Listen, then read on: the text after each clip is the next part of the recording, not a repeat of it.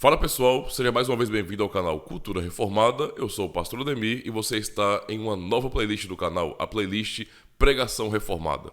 Por isso, se você não é inscrito ainda no canal, já aproveita e dá essa força, se inscreve, marcando o sininho das notificações, dando o seu joinha, porque ajuda bastante o canal, é claro, deixando seus comentários também.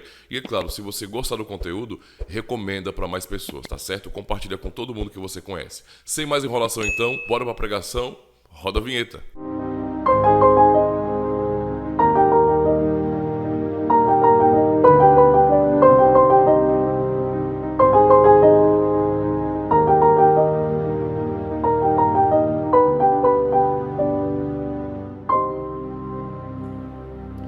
Irmãos, é maravilhoso a gente saber que tudo o que acontece com a gente é proveitoso, né? Para a glória do Senhor. Até as aflições, né, do cristianismo, ele aproveita as aflições como nada, né? Como nenhuma outra religião. Ele ensina como é que as aflições nos empurram para Deus.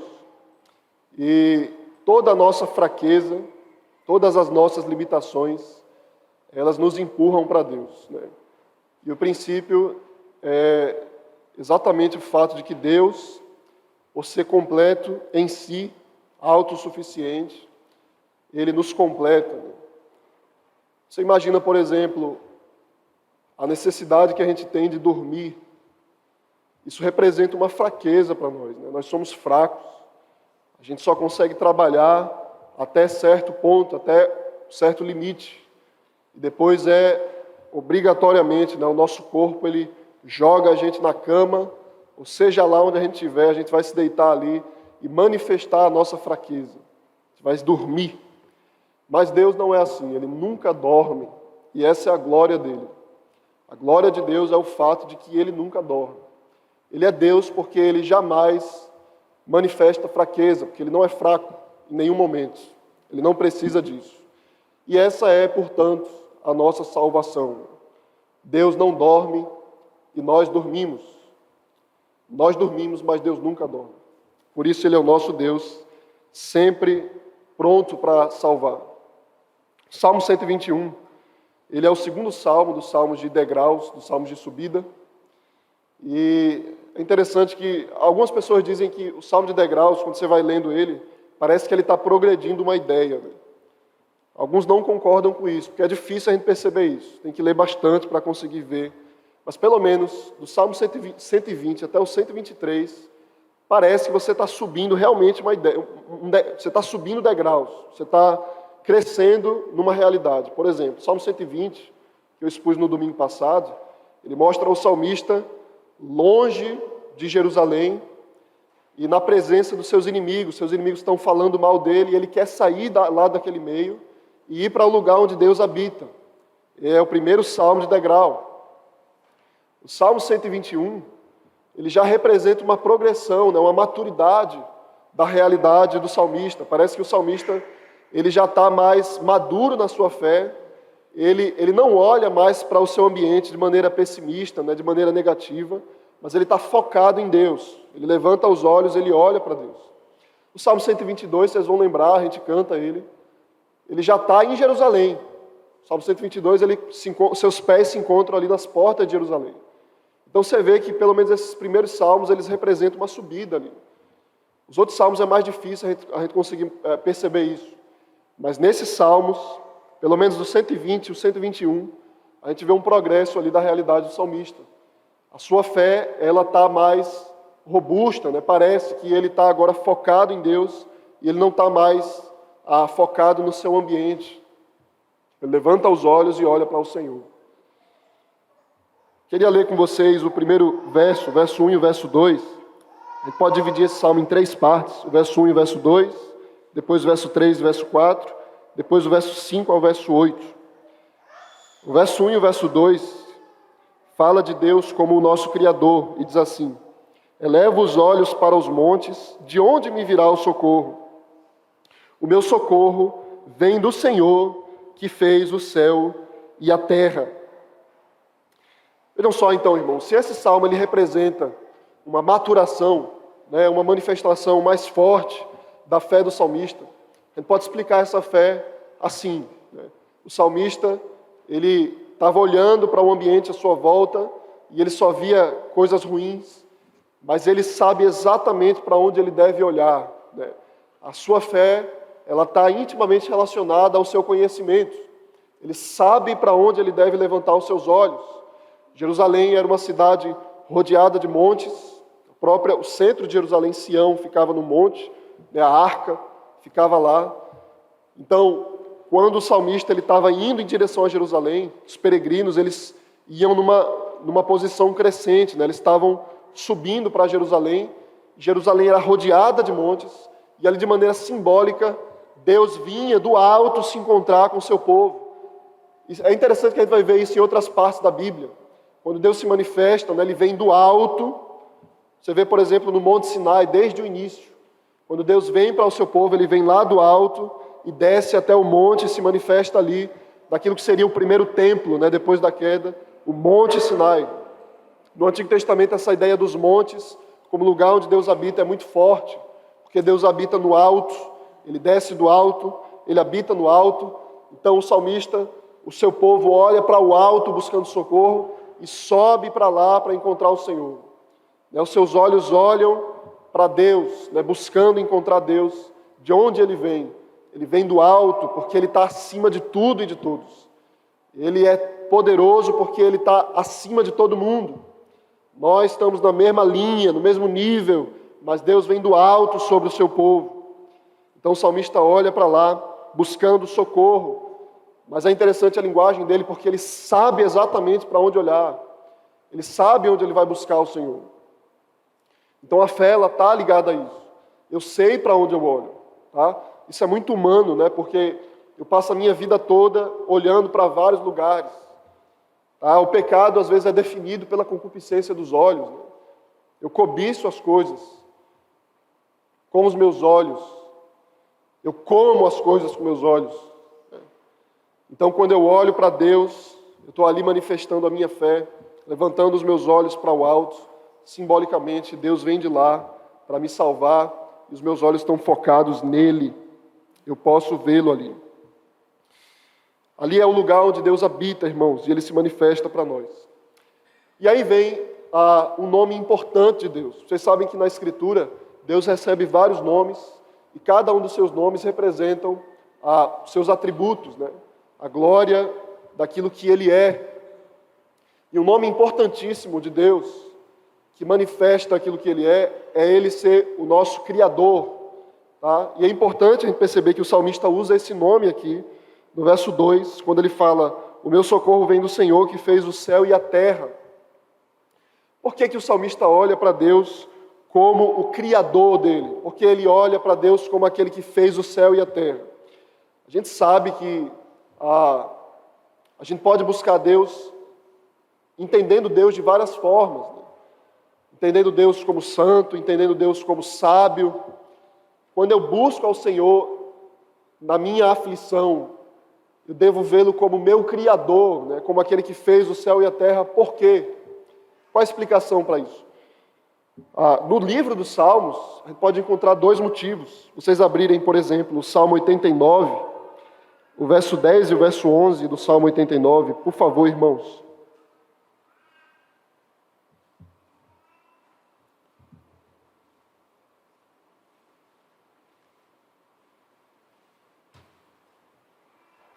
Salmo 89, verso 10 e 11, diz assim: calcaste a Raabe como um ferido de morte. Com o teu poderoso braço dispersaste os teus inimigos.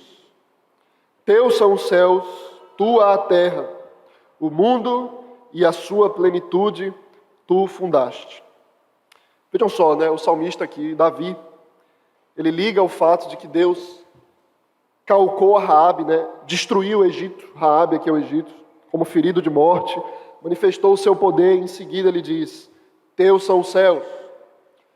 Então, o fato de Deus ser o nosso Criador é exatamente o fato de que ele tem poder para destruir os nossos inimigos.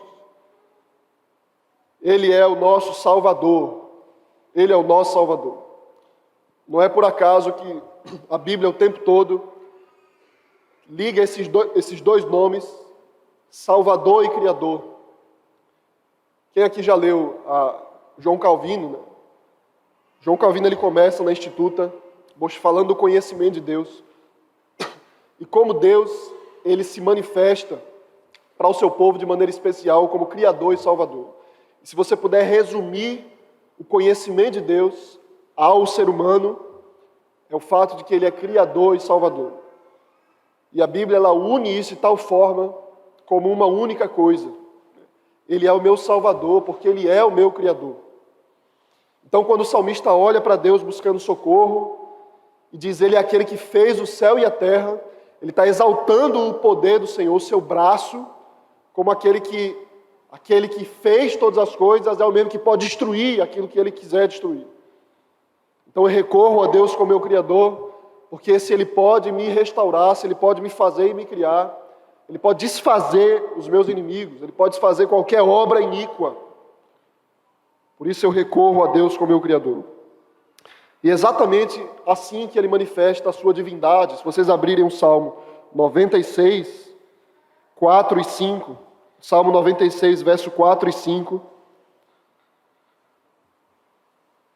o salmista diz assim, irmãos, Salmo 96, verso 4 e 5, porque grande é o Senhor e muito digno de ser louvado, temível mais que todos os deuses, porque todos os deuses dos povos não passam de ídolos, o Senhor, porém, fez os céus. Vejam só como é que o salmista canta a Deus, né? Ele exalta a glória de Deus e compara Deus com os falsos deuses. Por que que os deuses são falsos? Porque eles não têm capacidade de criar. Então o salmista identifica a glória da divindade de Deus pelo fato de que ele pode criar as coisas e os ídolos não podem criar. Eles não conseguem criar. Eles não têm capacidade de restaurar, eles não têm capacidade de curar. Portanto, eles não têm capacidade de salvar. Só Deus pode criar, só Deus pode salvar, porque só Ele é o Criador e, portanto, Ele é Deus. Ele é Deus porque Ele cria. Ele é Deus porque Ele cria.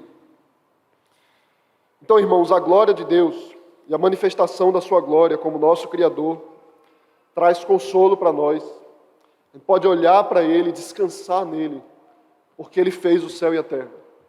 Ele fez o céu e a terra. Então você vê esse mundo se desfazendo, se destruindo, guerras acontecendo. Você olha para o seu próprio corpo definhando, né? Suas enfermidades, suas doenças, cegueira, fraqueza, velhice, Covid. Você lembra que Deus, Ele pode criar, Ele pode restaurar as coisas. Exatamente isso que significa a glória de Jesus, né? Quando Ele vem e cura muitas pessoas. Ele está curando muita gente, multidões de pessoas. O que Ele está ensinando ali? Ele está ensinando que Ele é aquele que restaura a criação. Deus Ele manifestou a sua glória primeiro, criando o universo. Quando o pecado entra no mundo, o efeito do pecado é a degradação das coisas, a morte, voltar ao pó. Então Deus manifesta a sua glória uma segunda vez pela morte de seu Filho, recriando as coisas, restaurando as coisas. Ele está refazendo tudo, refazendo a natureza. Por isso, qualquer sinal de fraqueza, eu corro para Ele, porque Ele é o oposto de toda a minha fraqueza.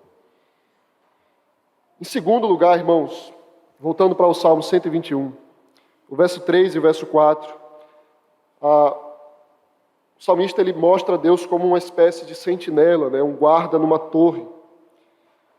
Diz assim, Ele não permitirá que os teus pés vacilem, não dormitará aquele que te guarda. É certo que não dormita, nem dorme o guarda de Israel. Então Deus agora, o salmista ele traz um símbolo, né? Uma imagem de um guarda. Ele está numa torre, numa sentinela. Israel está ali rodeada por um muro, a sentinela está ali, ela não pode dormir nunca. Se o guarda na torre dormir, os inimigos entram. Se ele dormitar, se ele cochilar por alguns minutos, Os inimigos podem entrar e uma vez ali dentro, eles destroem a cidade de dentro para fora. A glória de Deus é exatamente o fato de que Ele não dorme, Ele não manifesta nenhuma fraqueza em nenhum momento, nem por um segundo, né? Isso significa o fato de Ele não dormitar, nem por um momento Ele vacila, nunca vacila, nunca. Você conhece aquela pessoa mais sábia, que você mais admira, e você olha para o passado dela, só tem coisa boa. Ela comete só um vacilo para você julgar ela para sempre e esquecer de tudo. Né? Comete um vacilo pequeno, porque ela é fraca, né? Ela vacila. Deus não vacila nunca, Ele não dorme nem por um segundo. Então Ele é o guarda de Israel. É interessante, irmãos, porque Deus, Ele sabe que a gente dorme, Ele sabe que a gente é fraco, Ele fez a gente assim, porque não existe ninguém como Ele. E Ele ensina que a gente não deve dormir. Mas quando a gente dormir, Ele nunca dorme. Se vocês abrirem, por exemplo, lá em Mateus, capítulo 26, verso 36 a verso 46. Mateus 26, por favor. Verso 36. Mateus 26, 36 diz assim, irmãos.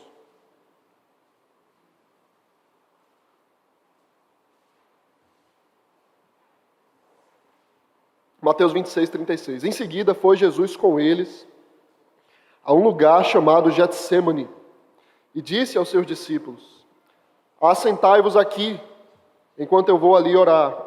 E levando consigo a Pedro e aos 2 filhos de Zebedeu, começou a entristecer-se e a angustiar-se. Então lhes disse: a minha alma está profundamente triste até a morte. Ficai aqui e vigiai comigo. Adiantando-se um pouco, prostrou-se sobre o seu rosto, orando e dizendo: meu Pai, se possível, passe de mim este cálice, todavia não seja como eu quero, e sim como tu queres. E voltando para os discípulos, achou-os dormindo, e disse a Pedro: então nem uma hora pudeste vós vigiar comigo?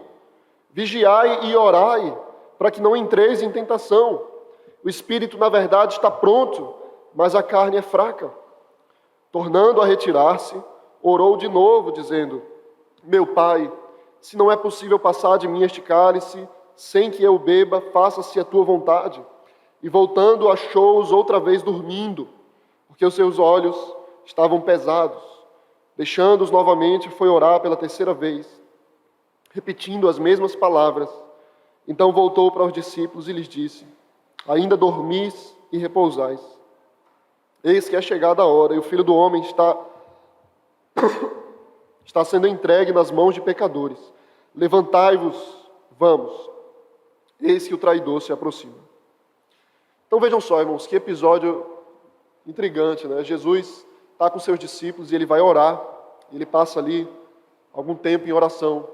Quando ele volta, os seus discípulos, que deviam estar orando e vigiando, estavam dormindo. E mais uma vez, em seguida, e eles não estavam aguentando de sono. Jesus pede que eles vigiem. O que significa vigiar? Fiquem atentos, fiquem ligados, o inimigo está vindo. Isso aqui é a ideia, eles estão como um guarda aqui, né? Eles estão vigiando o ambiente. Jesus está orando. Eles deviam vigiar e orar, se manter acordado. Só que Jesus estava falando uma coisa que para eles era impossível. Eles não conseguiam cumprir aquilo. Os olhos deles estavam pesados. A fraqueza deles estava abraçando eles. Mas Jesus disse: vigia, você não consegue vigiar nenhuma hora. Eles foram repreendidos, exortados por algo que era incontrolável para eles. Jesus ali intencionalmente mostra para eles que eles são incapazes. Se Deus não me ajudar, eu não posso fazer nada. Ele ordena, Ele manda. Se Ele não me ajudar, o que eu posso fazer? Ele precisa me ajudar a cumprir aquilo que Ele ordena. Ele diz, não durmam, mas eles dormem, porque eles são fracos. Então os inimigos vêm, né, sobre eles depois. Eles deveriam vigiar. Isso é uma ordem, irmãos. Vocês devem se manter acordados. Vocês devem vigiar contra a tentação. O diabo vem sobre vocês. O inimigo vem sobre vocês para arrebatar a alma de vocês. O tempo todo, sempre. Como é que eu manifesto a minha fraqueza diante disso? Porque muitas vezes eu estou dormindo. Eu não estou acordado. Eu não estou ligado quando a coisa vem e arrebata o meu coração. Eu preciso de alguém que não durma jamais. Deus, Ele manifesta a sua glória assim. Ele vem para que o diabo não arrebate a minha alma enquanto eu durmo. Para que o inimigo não me mate enquanto eu vacilo. Essa é a glória dele. Mas ele manda, não durma. Mas ele sabe que eu vou dormir. Ele manda que eu seja santo, porque ele é santo. Mas ele sabe que eu vou pecar. Ele manda que eu seja sábio, mas ele sabe que a minha ignorância, a minha insensatez, ela o tempo todo me pega. Ele sabe disso. O fato dele saber disso não impede que ele ordene essas coisas. Eu devo ser como ele é. Mas eu jamais serei Deus. Jamais. Eu sempre vou necessitar completamente da sua completude. Ele precisa vir sobre mim para me ajudar naquilo que ele ordena. Do contrário, não haveria glória em Deus. A sua glória é essa. Ele faz tudo aquilo que eu não posso fazer. Então, eu não posso, irmãos, caminhar, eu não posso fazer aquilo que Deus ordena. Não posso fazer aquilo que Ele manda, sem pedir a Ele, sem buscar Ele. Ele não dorme jamais.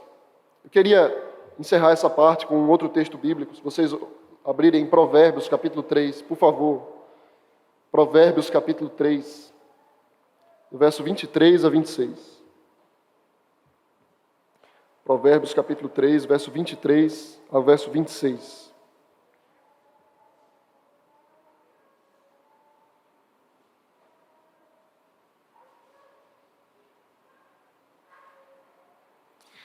Então, verso 23. Então andarás seguro no teu caminho e não tropeçará o teu pé. Quando te deitares, não temerás. Deitar-te-ás e o teu sono será suave. Não temas o pavor repentino, nem a arremetida dos perversos quando vier, porque o Senhor será a tua segurança e guardará os teus pés de serem presos. Isso aqui faz referência àquilo que o Salmo diz, né? Ele não vai deixar que o seu pé vacile, ele não vai deixar que você escorregue. Jamais. Deus, Ele está sempre acordado. Então, assim, irmãos, a ideia de que Deus guarda o seu povo, né, de que Ele é uma sentinela, Ele está sempre vigiando, impede que jamais eu atribua a Deus qualquer falta ou qualquer pecado pela minha fraqueza, porque Ele é sempre pronto e disposto a me acudir, Ele é sempre imediatamente pronto e disposto a me ajudar, porque Ele pede que eu faça aquelas coisas e Ele se mantém ali sempre pronto para completar aquilo que eu preciso fazer. Ele não deixa que eu vacile jamais. Em terceiro lugar, se vocês voltarem, por favor, para o Salmo 121. O Salmo termina falando de forma intensa que Deus, Ele é o Senhor. Ele repete o nome do Senhor 4 vezes, do verso 5 ao verso 8, diz assim: O Senhor é quem te guarda, o Senhor é a tua sombra à tua direita. De dia não te molestará o sol, nem de noite a lua. O Senhor te guardará de todo mal, guardará a tua alma. O Senhor guardará a tua saída e a tua entrada, desde agora e para sempre.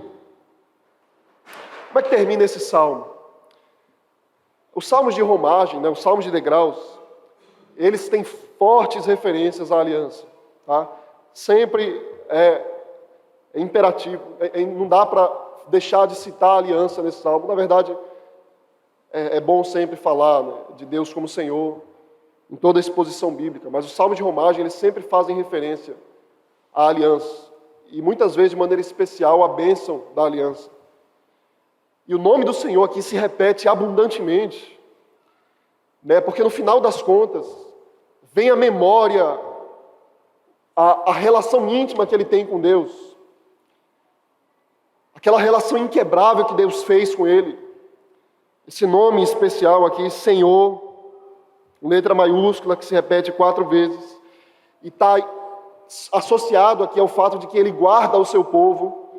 Ele repete o nome Senhor 4 vezes, ele repete o nome guarda 4 vezes. Talvez aqui, esse número, parece um número aleatório, mas talvez intencionalmente aqui ele relaciona esses nomes. Senhor guarda, porque isso significa o fato de que ele é o meu Senhor.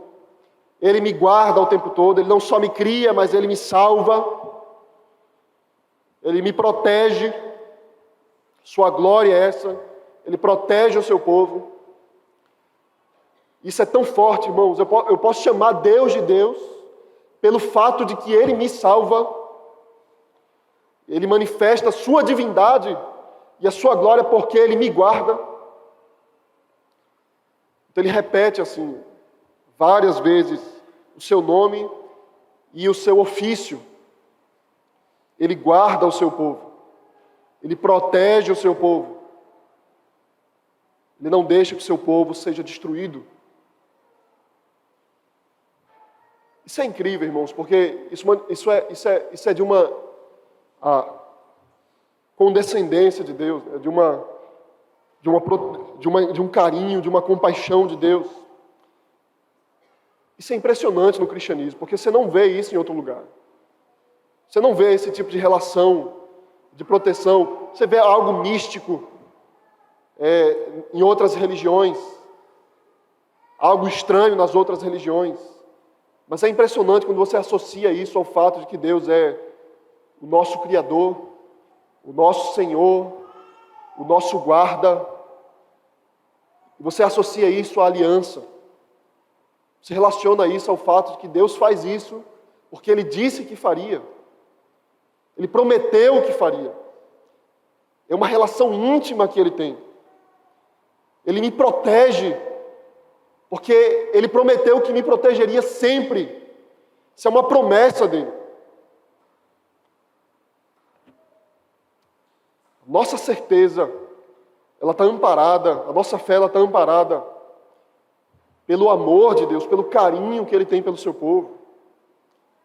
Deus, Ele vem me proteger. O que Ele vem me proteger? Sou um miserável pecador. Estou o tempo todo pecando contra Ele. Ele devia proteger as pessoas de mim. E Ele vem me proteger.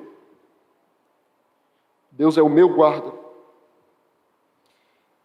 A linguagem, irmãos, do Salmo, no verso 6, quando ele diz assim, versos 5 e 6, o Senhor é quem te guarda, o Senhor é a tua sombra à tua direita, de dia não te molestará o sol, nem de noite a lua.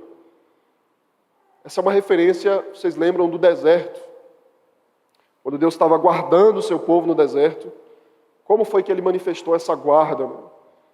Aí o Salmo, ele cita aqui, diretamente, aquele episódio em que Deus está protegendo o seu povo, manifestando ali, manifestando uma forma de nuvem, ou de fogo, de uma coluna de fogo, de fumaça, protegendo o seu povo do frio ou do calor, ou dos inimigos que vinham atrás deles, enquanto eles caminhavam no deserto.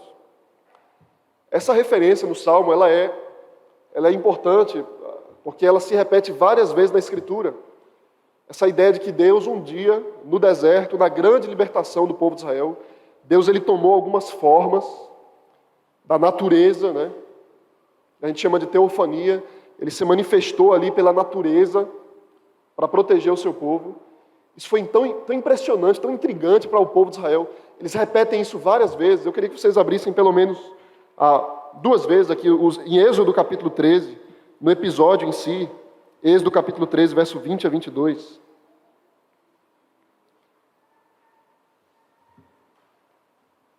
Êxodo 13, verso 20 a 22.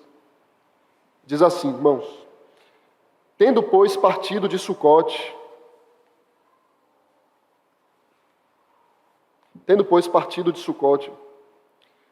acamparam-se em Etã, à entrada do deserto. O Senhor ia diante deles durante o dia numa coluna de nuvem para os guiar pelo caminho, durante a noite numa coluna de fogo para os alumiar, a fim de que caminhassem de dia e de noite. Nunca se apartou do povo a coluna de nuvem durante o dia, nem a coluna de fogo durante a noite. Abram, por favor, em Isaías capítulo 4. Profeta Isaías capítulo 4, versos 5 e 6.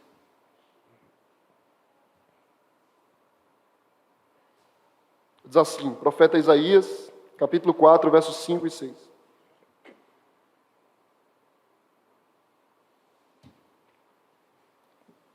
Criará o Senhor sobre todo o monte de Sião, e sobre todas as suas assembleias, uma nuvem de dia, e fumaça e resplendor de fogo chamejante de noite. Porque sobre toda a glória se estenderá um dossel e um pavilhão, os quais serão para a sombra contra o calor do dia, e para o refúgio e esconderijo contra a tempestade e a chuva.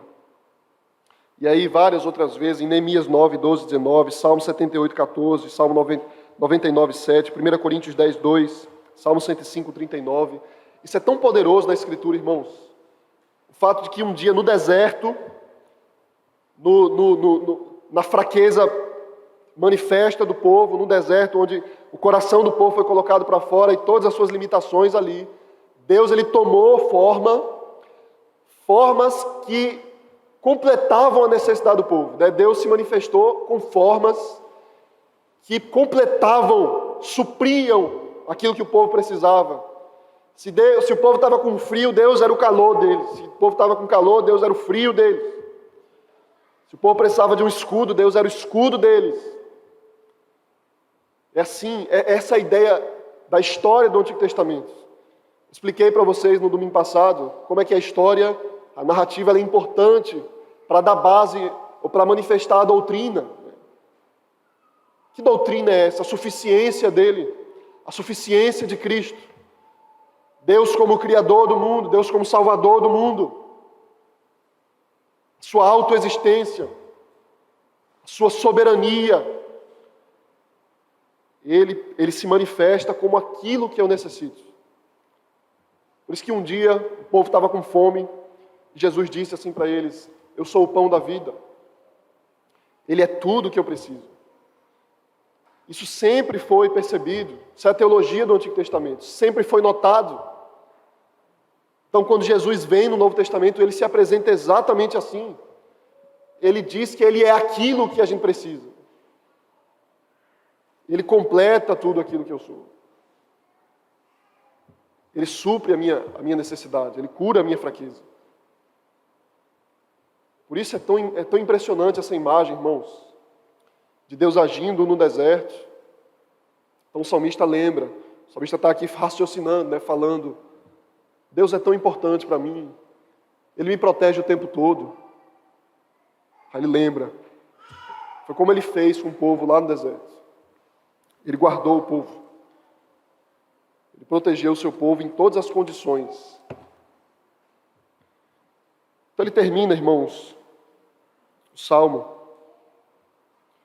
121, verso 7 e verso 8. Dizendo assim: